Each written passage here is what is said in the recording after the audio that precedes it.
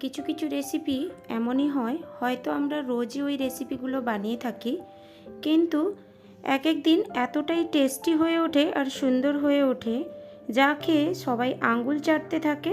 তখন নিজেদেরকেও অনেক ভালো লাগে।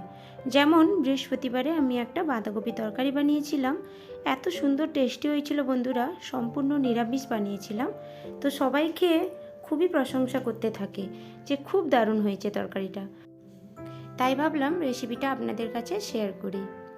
তবে চলুন রেসিপিটি সঙ্গে থেকে একবার দেখে নিন পুরোটা। প্রথমে আমি এখানে বাঁধাকপিটাকে খুব ঝিরিঝিরি করে কেটে নিয়েছি। ওই পরিমাণটা আপনারা নিজেরা বুঝে নিয়ে নেবেন।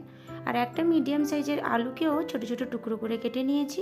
আর 50 গ্রামের মতো মটরশুঁটি নিয়ে নিয়েছি। আর মটরশুঁটিগুলো ফ্রিজে কিছুদিন ছিল, তার জন্য অঙ্কুর বেরিয়ে গেছে, তো চলবে, কোনো অসুবিধে নেই। তো আমি একটা প্রেশার কুকার নিয়ে সমস্ত বাঁধাকপিগুলো ধুয়ে দিয়ে দিলাম এক এক করে। আর ওই কিছুটা অঙ্কুরিত মটরশুঁটিগুলোও দিয়ে দিলাম, আর দুটো মিডিয়াম সাইজের আলুও দিয়ে দিলাম। এবার সামান্য একটু লবণ দিয়ে প্রেশার কুকারের মুখটা বন্ধ করে আমি দুটো সিটি দিয়ে নেব। জল দেওয়ার দরকার নেই, বাঁধাকপিটা এমনিতেই জলসে ভাব থাকে, তো জল দেব না। আর সিটিও কিন্তু দুটোর বেশি দেওয়া যাবে না, তাহলে বাঁধাকপিগুলো বেশি সেদ্ধ হয়ে একটা ভিপসানো মতন গন্ধ করবে। তো তার জন্য দুটো সিটিই ঠিক আছে। আর যতক্ষণ বাঁধাকপিগুলো সেদ্ধ হচ্ছে আমি একটা মশলা তৈরি করে নিচ্ছি। তার জন্য বাটিতে একটু জল নিয়ে 2 রকমের লঙ্কার গুঁড়ো দিলাম। যেমন কালারিংয়ের জন্য কাশ্মীরি লঙ্কার গুঁড়ো, আর লঙ্কার জন্য ঝাল লঙ্কার গুঁড়ো, ওটা আপনারা স্বাদ বুঝে দিয়ে দেবেন। আর দিলাম হাফ টিস্পুনের মতো জিরে গুঁড়ো, আর হাফ টিস্পুনের মতো ধনে গুঁড়ো, আর হাফ টিস্পুনের মতো হলুদ গুঁড়ো। এবার সামান্য একটু জল দিয়ে মশলাগুলোকে খুব ভালো করে গুলে নিলাম। এবার আমি এখানে 3টে মিডিয়াম সাইজের টমেটো নিয়ে নিয়েছি, আর টমেটোগুলো 4 ফাঁক করে কেটে নিয়েছি। এবার দেখুন এপাশে বাঁধাকপি আর আলু মটরশুঁটিটাও খুব ভালো করে সেদ্ধ হয়ে গেছে। এবার আমি রান্নার পর্যায়ে চলে যাচ্ছি। এবার রান্নার জন্য গ্যাসে একটা কড়াই বসিয়ে দিয়েছি। এবার বেশ কিছুটা পরিমাণে সাদা তেল দিয়েছি, কারণ এই রান্নাতে একটু তেলের প্রয়োজন হয়। এবার আমি একটা তেজপাতাকে টুকরো করে দিয়ে দিলাম, আর দুটো দারচিনি স্টিক দিলাম, আর একটা এলাচ দিয়ে দিলাম, আর 5টা থেকে 7টার মতো গোটা গোলমরিচ দিয়ে দিলাম, আর হাফ টিস্পুনের মতো জিরে দিয়ে দিলাম। এবার ফোড়নটা খুব ভালো করে একটু ভেজে সুন্দর গন্ধ ছাড়তে শুরু করলে ঠিক আমি ওই পর্যায়ে কেটে রাখা টমেটোগুলোকে দিয়ে দেব। এবার টমেটোগুলোকে দিয়ে আমি ওপরে সামান্য একটু লবণ দিয়ে দিলাম, যাতে টমেটোগুলো খুব জলদি সফট হয়ে যাবে। এবার খুব ভালো করে নেড়েচেড়ে আমি টমেটোগুলোকে মিক্স করে নিচ্ছি।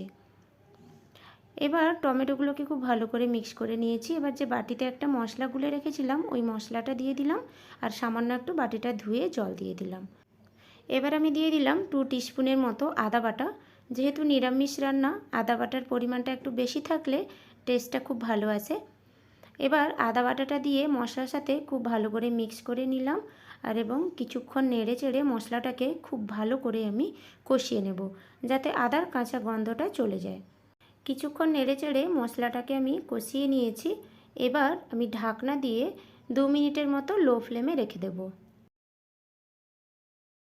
2 মিনিট হয়ে গেছে, এবার ঢাকনাটা খুলে নিচ্ছি। আমি মশলাটাকে আমি নেড়ে চেড়ে আবারও একটু মিক্স করে নিচ্ছি, আর টমেটোগুলোও অনেকটা পরিমাণ সফট হয়ে গেছে। আর যেগুলো একটু গোটা গোটা আছে আমি খুন্তির সাহায্যে নেড়ে চেড়ে ওগুলোকে পুরো একদম গলিয়ে নিচ্ছি। আর এই কিছুক্ষণ টমেটোগুলোকে নেড়ে চেড়ে গলানোর ফলে মশলাটাও খুব ভালো করে কষিয়ে গেছে। এবার মশলা থেকে খুব ভালোভাবে তেল ছাড়তে শুরু করেছে।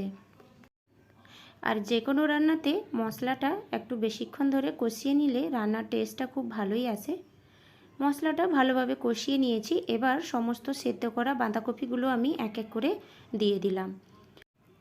এবার বেশ কিছুক্ষণ নেড়ে চেড়ে আমি মশলার সাথে বাঁধাকপিগুলোকে খুব ভালো করে মিক্স করে নেব।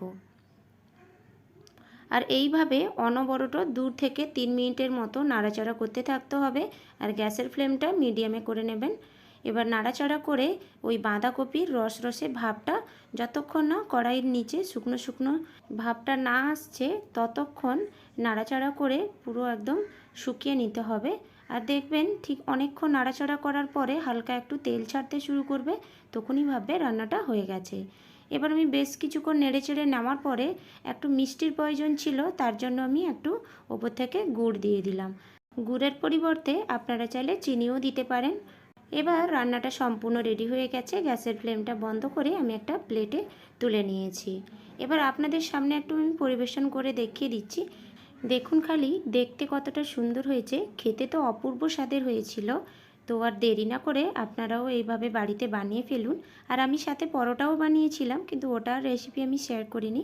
তো গরম গরম রুটি, পরোটা সব কিছুর সাথে এই রেসিপিটি খুব ভালো বানায়।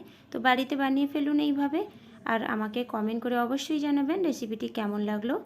ভালো লাগলে লাইক, শেয়ার এবং সাবস্ক্রাইব করে নেবেন আমার চ্যানেলটি। তবে আজকের মতো বিদায় জানাচ্ছি। দেখা হচ্ছে পরের একটি রেসিপির সাথে। সবাই ভালো থাকবেন।